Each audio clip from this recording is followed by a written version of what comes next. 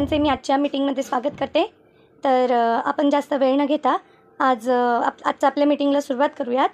आजचा तर मीटिंगचा खरा विषय असा आहे की आपल्या शाळेमध्ये जे विद्यार्थी आहेत, विद्यार्थिनी, त्यांची सुरक्षता आपल्या हातात आहे, त्यांची काळजी घेणं हे आपल्या हातात आहे। तर मग मला असं वाटतं की आजकालची परिस्थिती बघता की आपण सुरक्षितता वाढवली पाहिजे। आपल्या शाळेत आपण लेकरांची काळजी जास्त घेतली पाहिजे। तर त्याच्यासाठी तुमचे काय विचार आहेत, तुमचे काय मतं आहेत, याच्यावर आपण चर्चा करणार आहोत। तर मग तुम्ही तुमच्या काही कल्पना आहेत, तुमच्या काही तुम्हाला काही सुचवायचं आहे शाळेला, तर तुम्ही मांडू शकता माझ्यासमोर ते आज।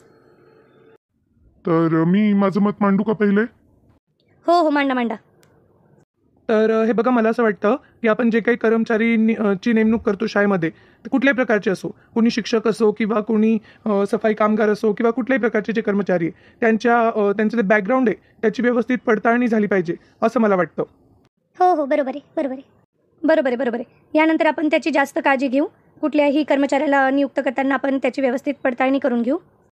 मला असं सुचवायचं आहे मॅडम की आपण जे CCTV लावलेले आहेत तर आपण त्याची चेकिंग करायला पाहिजे मॅडम। मला असं वाटतं ते CCTV सुरू आहेत की नाही, ते व्यवस्थित सगळ्या ठिकाणी CCTV कव्हर झालेले की नाही, हे मला वाटतं मॅडम, असं माझं मत आहे। बरोबर, ते पण आपण काळजी घेऊ, ती पण काळजी घेऊ। हा CCTVचा जो विषय त्याच्यावरूनच मी माझं मत मांडते। मॅडम, मला असं वाटतं की नुसतं बॅकग्राऊंड चेक करून किंवा नुसते CCTV लावून फायदे होणार नाही आहेत। कारण की कसं आहे, CCTV हा नंतर चेक केला जातो, काही झाल्यानंतर चेक केला जातो, पण मग त्यात काही झाल्यानंतर ते बघून फायदा नाही आहे। तर मला असं वाटतं की आपण जे CCTV लावलेले आहेत, आणि दुसरी गोष्ट म्हणजे आपण कुणाचं किती बॅकग्राऊंड चेक केलं तर कुणाचं मन कसं बदलेल किंवा कोण कधी कसं वाईट वागेल हे आपण पहिलेच नाही सांगू शकत। तर मग मला असं वाटतं मॅडम, तर CCTV असायलाच पाहिजे। CCTV सगळीकडे असायला पाहिजे। मुलांच्या व्हॅनमध्ये CCTV असायला पाहिजे। परत त्या ज्या व्हॅननी ते घरी ये जा करतात त्याच्यामध्ये GPS असायला पाहिजे, जेणेकरून आपल्याला समजेल की व्हॅन कुठे जाते, कसे जाते, बरोबर रूटनी जाते की नाही जात। पण एवढंच करून फायदा नाही। तर मला असं वाटतं आपण एक प्रयत्न असाही करायला पाहिजे की एका रूममध्ये कुणीतरी असा कर्मचारी ठेवायला पाहिजे जो कंटिन्यू CCTVवर लक्ष देतोय। नंतर CCTV पाहून फायदा नाही मॅडम, नंतर CCTV पाहून काहीच फायदा नाही असं मला वाटतं।